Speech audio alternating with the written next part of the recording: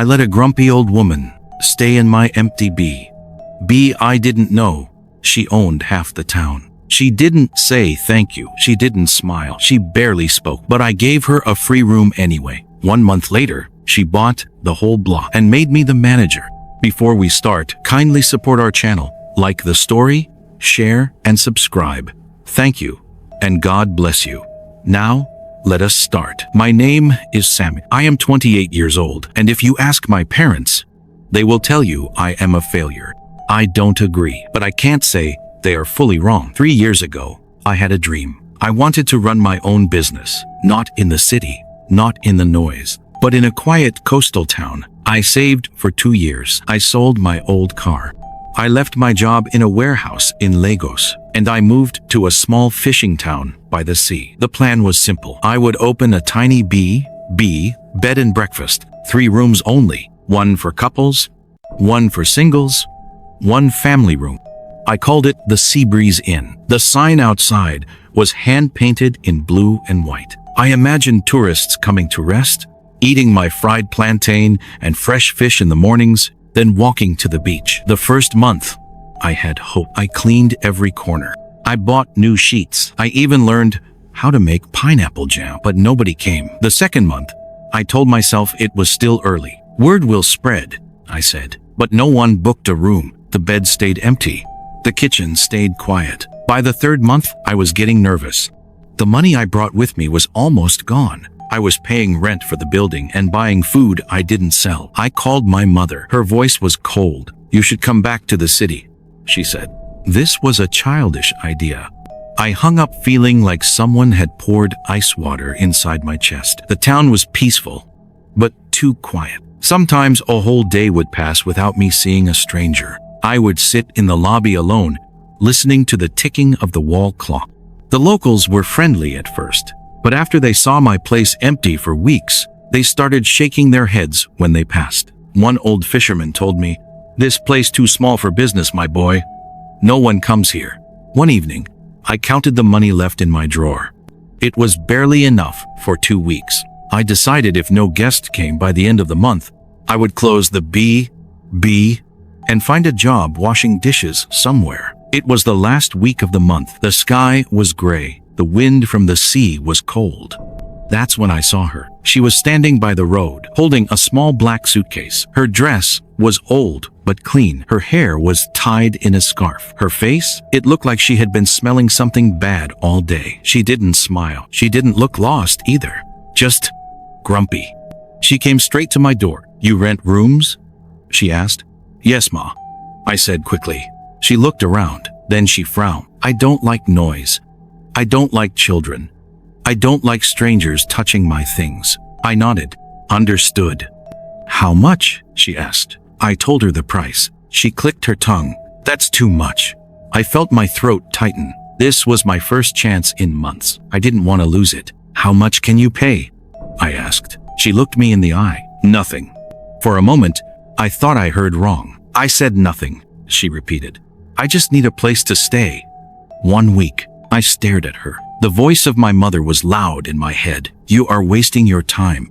People will take advantage of you." But another voice, a smaller one, said, "It's just 1 room. It's empty anyway." So I nodded. "All right, you can stay." She gave no smile. "No, thank you." She just picked the key from my hand and walked to the middle room. For the next week, she barely spoke. She came out early in the morning, walked to the market, and came back with small bags of vegetables. She cooked her own food in the small kitchen in her room. She didn't let me help. She didn't even eat the breakfast I offered. When I asked if she liked the place, she said, "It's fine." That was all. On the third night, there was a storm. The wind shook the windows. The rain poured like buckets. The next morning, I found her sitting in the lobby, staring at the sea through the glass door. "Do you like storms?" I asked, trying to make small talk. "They tell you who's weak," she said without looking at me. I didn't know what to say after that. By the 5th day, I was sure she would leave soon. I didn't even know her name. She never laughed. She never asked about me, and she never paid. Then, on the 6th day, I woke up and found her gone. The key to her room was on the front desk. The room was clean. Nothing was broken. No note, no money, no goodbye. Just empty. I told myself it was fine. I had lost nothing. But somehow, it felt like I had failed again. 3 days later, something happened that made me drop the broom I was holding. A black SUV stopped in front of my B. A man in a suit stepped out. 2 women followed him, and between them was the grumpy old woman. She was wearing a smart navy blue jacket. Her scarf was gone, and her hair was neat and shining. She walked straight into the lobby. I froze. She looked around slowly. Then she turned to me. "Samuel," she said, "I have something to tell you." I had no idea that in the next minute, my life would start to change in a way I never imagined. It was late evening. The sky was dark. The sea wind was loud, and rain was falling like the clouds had broken. I was about to close the front door of my B when I heard a knock. Not a gentle knock, a loud, hard one. Bang, bang, bang. When I opened the door, I almost stepped back. A woman was standing there. She looked about 70. Her wrapper was muddy from the knees down. Her hair was wet. Her eyes were sharp, like someone who had no time for smiles. "You got a place?" she asked. Her voice was rough. No greeting. No please. I looked at her clothes. She was shivering. Her sandals were dripping water onto my floor. "Yes, ma," I said. She stepped inside without waiting for me to invite her. Water from her wrapper left a trail on my tiles. I don't know why, but instead of giving her the small back room, I gave her room 2. The biggest room in the B, the one with the big bed, the sea view, and the soft new curtains. She didn't ask for the price. She didn't bring out money. She didn't even offer her ID. I just handed her the key. As she walked to the room, I went to the small kitchen. I boiled water. I made her tea. I even put 2 slices of bread on a plate. When I knocked on her door, she opened just enough to take it.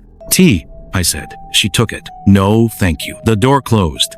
That night, I couldn't sleep. The wind was too loud, and the rain kept slapping my window. But more than that, I kept thinking about her. Why was she alone? Why was she traveling in that weather?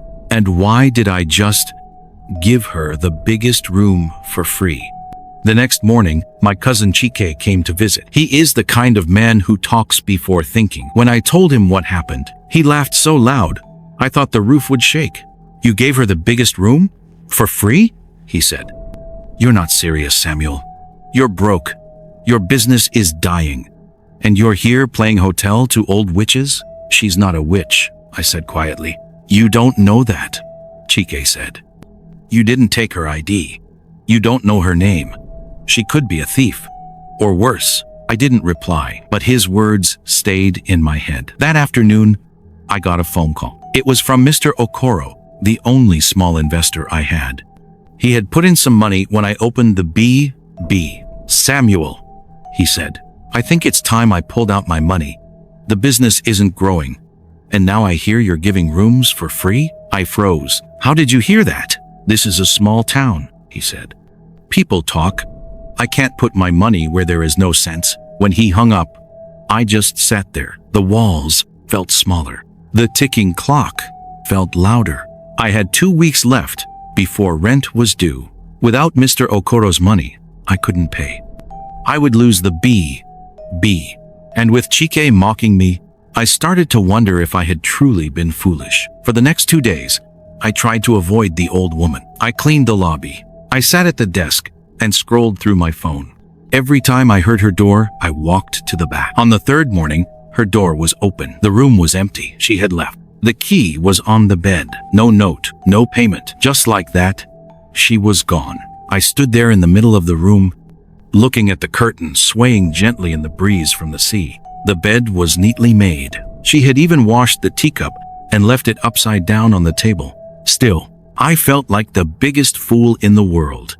That evening, I sat on the front steps of the B and stared at the road. I told myself I would close down in 2 days. I would call my parents and admit they were right. The dream was over. The next morning, the sound of engines woke me. Big engines. When I looked outside, 2 black SUVs were parked in front of my B. B. 3 people stepped out. A tall man in a gray suit, a younger woman in glasses holding a clipboard, and the muddy wrapper was gone. Now she wore a long, clean dress with a gold brooch. Her hair was neat, her back straight. She walked like someone who owned the ground. "Samuel," she said, as if we had known each other for years. I stood there, confused. "Good morning, Ma," I said.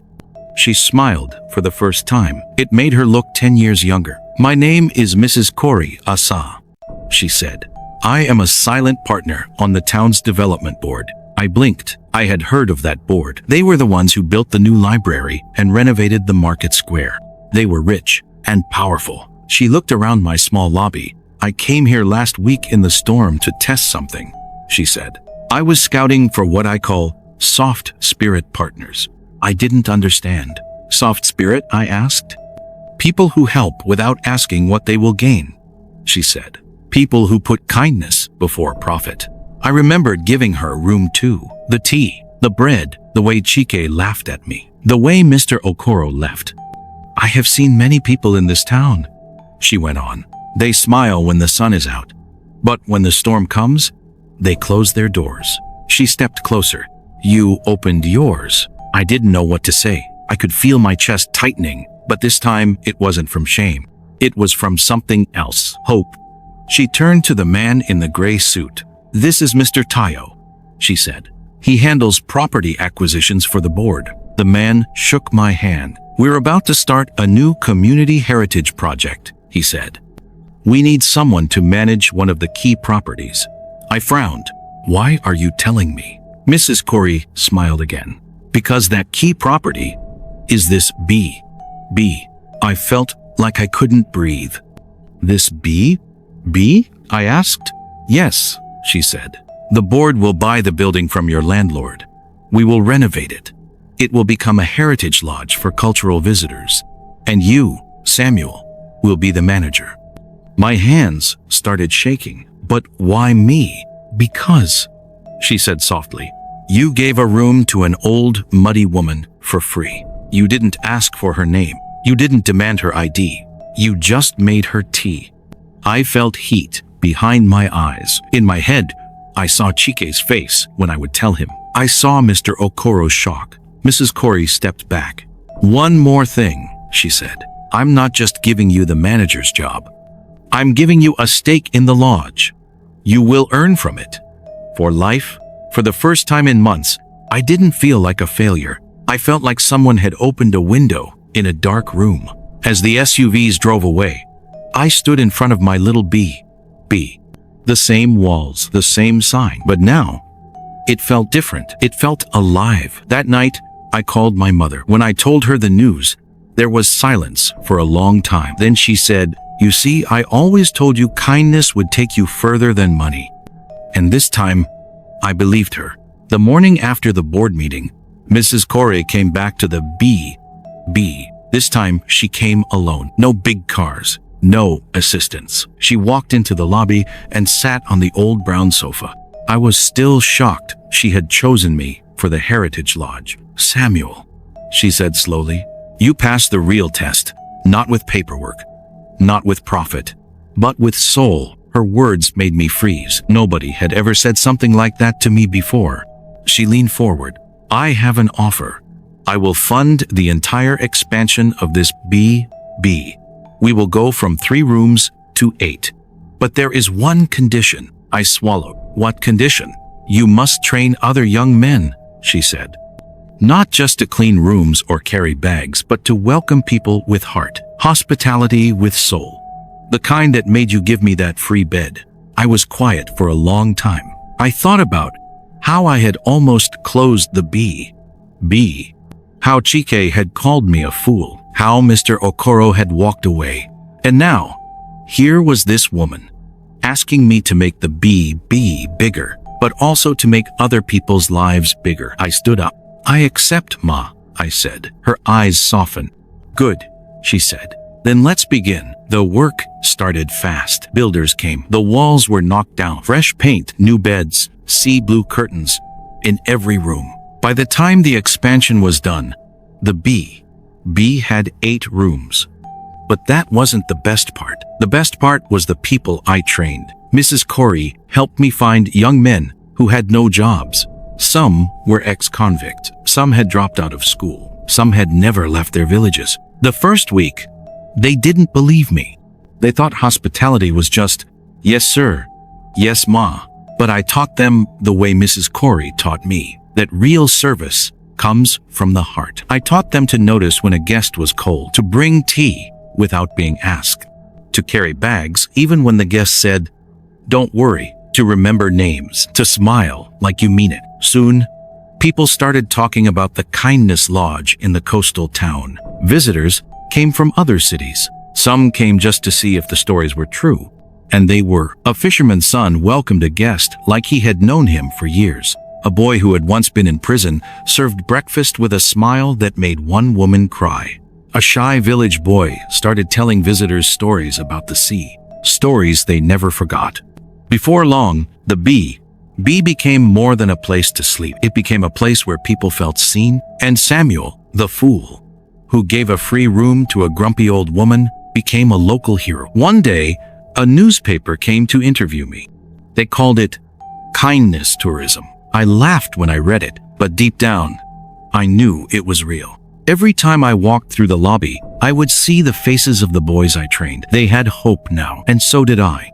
Exactly 1 year after the stormy night, when Mrs. Corey first knocked on my door, we had an anniversary celebration. The 8 rooms were full. The lobby was decorated with flowers. Guests and townspeople filled the place. Mrs. Corey stood at the front.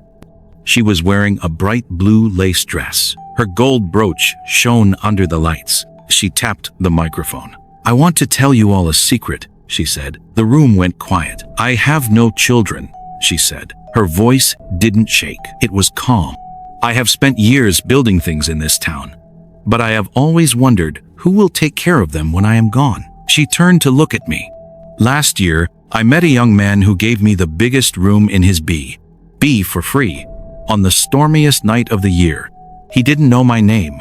He didn't know my story. He just showed me kindness. I felt my throat tighten. I could feel every eye in the room turn toward me. That young man is Samuel, she said, and today I want him to know that in my will, I have named him as the main heir to my estate. Gasps filled the room. I felt dizzy. She what?